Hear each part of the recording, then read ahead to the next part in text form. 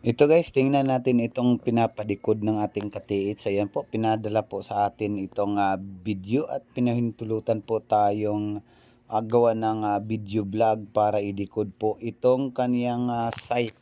Ayan po, mapapansin natin itong kakaibang bato. So ito guys, pinapakita nyo, nakikita dito sa video na itong bato ay meron siyang butas na tagos po sa kabila. So ayan po. So, ang ibig sabihin po nito, meron po akong nilagay dito sa screen na isang treasure sign symbols na nasa libro. So, ayan po, papakita natin. Yan po ang kahulugan niya. So, basahin po natin guys. So, yan po siya. Yung bato na yan ay merong mata o merong butas na tagos po sa kabila.